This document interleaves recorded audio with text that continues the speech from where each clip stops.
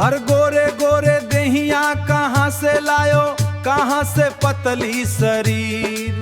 ए राजा कहाँ से पतली शरीर, अरे कहाँ से पतली शरीर। कौने कौने सावतिया के कर में राजा हमका की हो अपने दूर। हे राजा हमका की हो अपने दूर। जब से गयो तू छोड़ परदेसवा, सूना पड़ल मोरा नूर। हे राजा सूना पड़ल मोरा नूर।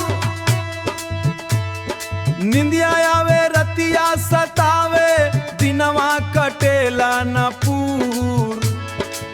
हे राजा दिनवा कटेला न पूर।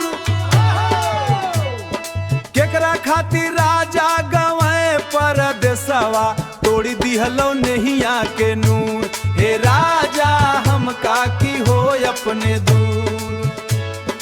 गांव कई लोगवा ताना महारे, कहाँ गए पिया तोर। हे रावरनिया कहाँ गए पिया तोर। अखिया से ओझल नीरवा, सूख गइल मन के जिया।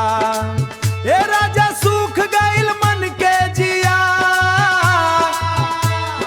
काहे भुलाइला अर्जुन की बतिया, काहे भइल मजिलान मजबूर। हे राजा हमका की हो अपने दूर। सावन भादो बीत गइल राजा, आइल न एको सनेस। तोहरे बिना सुना लागे दुआर, और बगिया है सुन। हाथ जोड़ कई अर्ज करे, तोहरी सजनी लौटावा भरपूर। हे राजा हमका की हो अपने दूर।